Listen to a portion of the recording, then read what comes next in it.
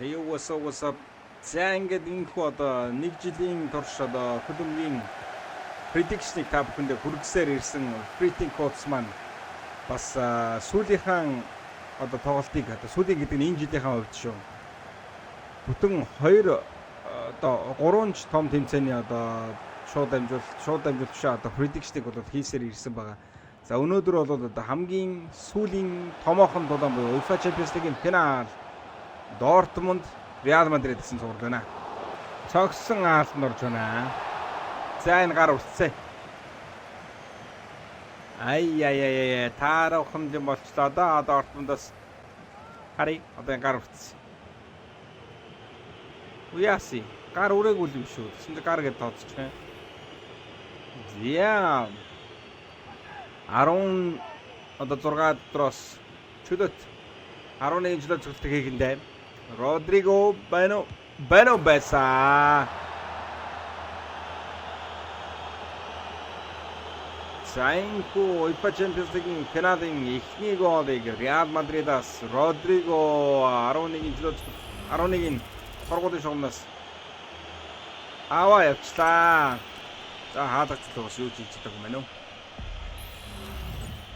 За энэхүү UEFA Champions League-ийн финал бол ер нь бол одоо Real Madrid мэдээж таамгийн дагуу бол одоо явсаар байгаа гэсэн Real Madrid тоглолтын ярцаг 2 тэг Rodrigo Brace хийж байна.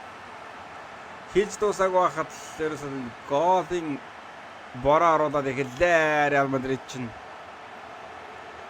За мэдээж одоо Дортмундыг бол үнэндээ миний хувьд бол ерөөсөө таамагдаагүй. Би одоо байнга хэлж байгаа.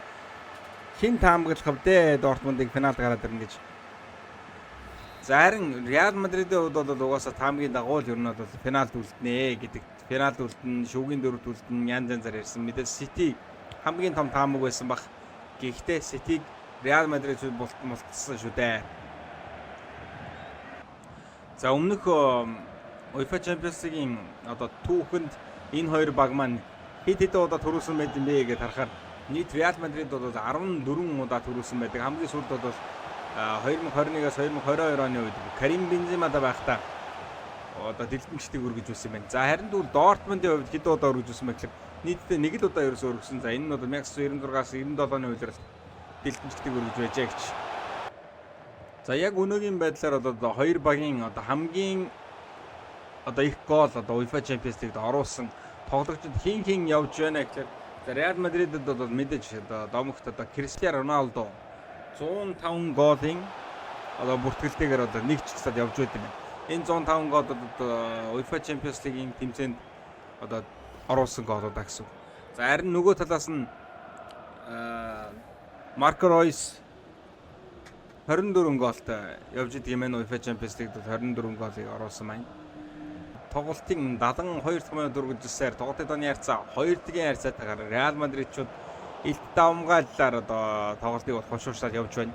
За мэдээж тэгээд Дортмундчуудын хувьд бол сүүлийн одоо 15 минут гэдэг бол чанга 2 гол оруулж тэнцүүлээд цаг сунгаад за зогсон харин ч харин амархан юм шиг хийгээд ичвэ. За одоо тэд нэг л гол үлдлээ одоо тэнцүүлэхэд Мален гарч ирээд баруун мөлийн хүчтэй зөвлөлтөөр хаалгачийн их талд аваялаа. Цог боломжтой цогсон ёо. Зөв яг ярьснаар 2-2 болоод аваад ирлээ Дортмундчууд. Ямар аимшигтай тоглолт болох юм бэ? Үндсэн цагт 2-2 болоод аваад ирлээ.